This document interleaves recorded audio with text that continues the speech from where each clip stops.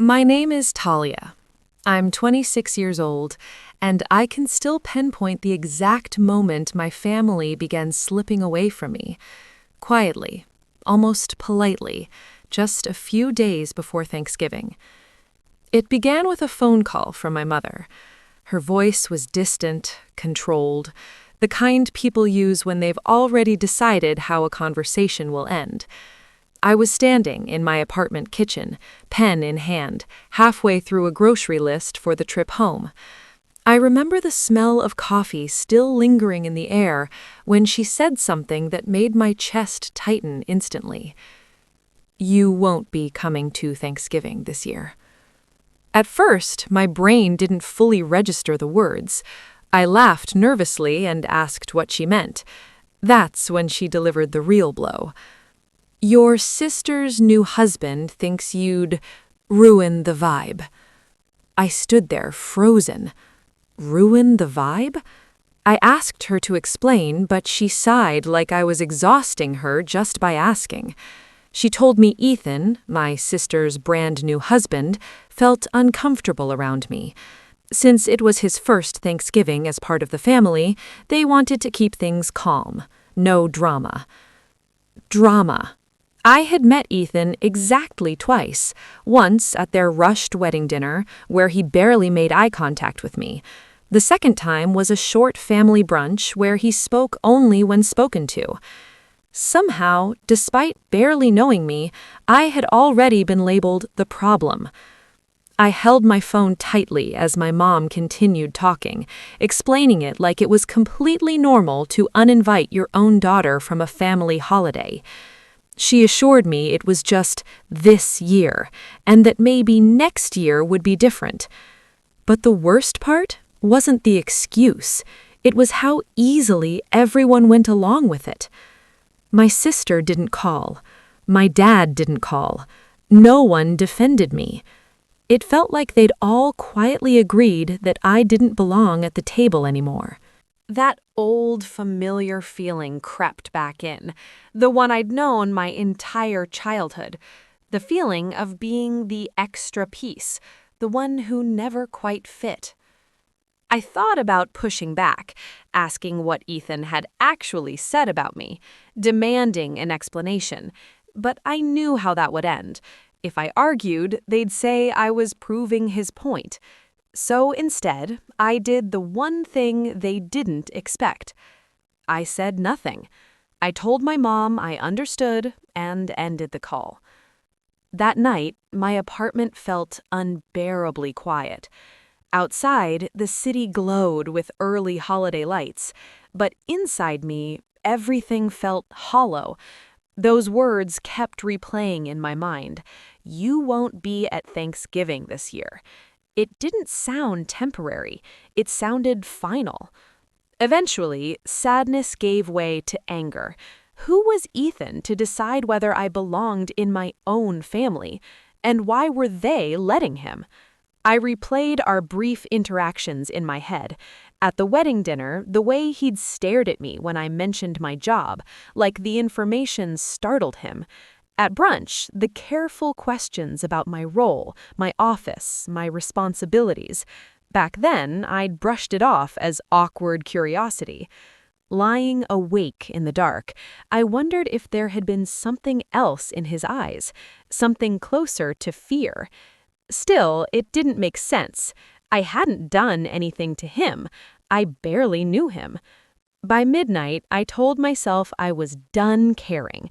If they didn't want me there, fine.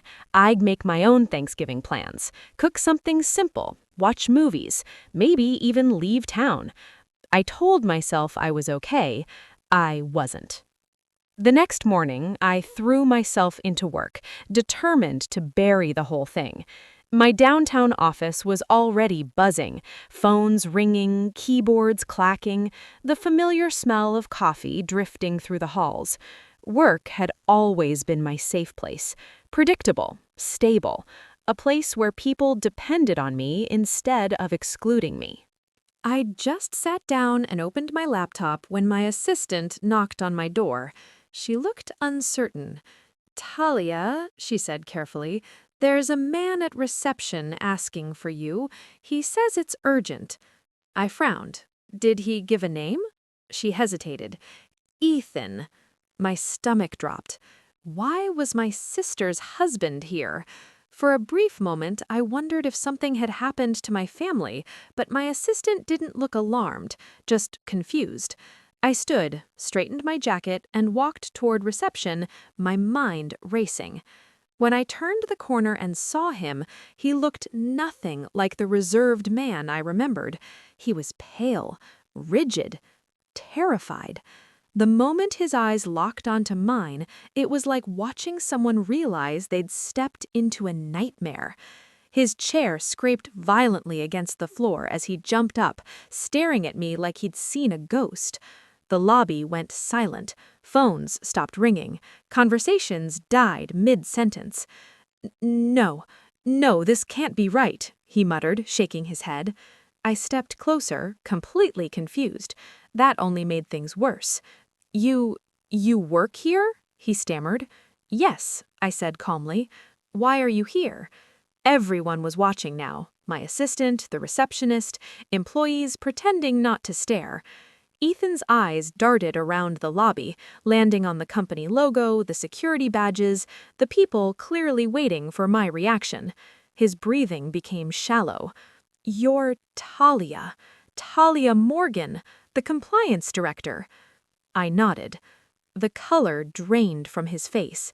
His hands trembled so badly he had to grab the back of a chair to stay upright. Then he said the sentence that made everything click. "Oh my God, your sister didn't know." That's when irritation replaced confusion. "Didn't know what?" I asked. He swallowed hard. "She didn't know you're the one investigating my company." The air felt heavier instantly. He was right. I was leading a confidential regulatory investigation into a financial consulting firm suspected of falsifying reports. It had been building quietly for months. Ethan had never shared details about his job, just vague mentions of consulting. Now, everything made sense. The looks, the questions, the tension. "When I saw your name on the wedding list, I thought it was a coincidence," he rushed. "Then I saw you again at brunch. I asked your sister about your job, but she didn't know specifics. I panicked. If you connected the dots—" "So you told my family I'd ruined Thanksgiving," I said flatly. He nodded, shame flickering across his face. "I needed space. If you figured it out, I'd lose everything." The irony was staggering. My family had shut me out to protect a man hiding something illegal. What he didn't realize was the part that truly doomed him. I looked him straight in the eyes. "The investigation connected the dots last week." His face collapsed. "What?" "Your company came up in an audit. We already have the records." His voice dropped to a whisper. "You're going to report it?" I didn't answer right away. I just watched him, the man who'd pushed me out of my own family to save himself. "That depends on what the records show, but you should prepare for some very serious questions." He nodded weakly, murmured an apology, and walked out of the lobby like someone heading into a storm he couldn't avoid. When the doors closed, my assistant slowly turned to me. "Do I even want to ask?" I exhaled. Not today. That night, alone in my apartment again, I thought about how twisted it all was. My family thought I was the problem, the threat. But the truth was, Ethan was only afraid of me because he already knew what he'd done. And sometimes the truth has a way of showing up exactly where people least want it.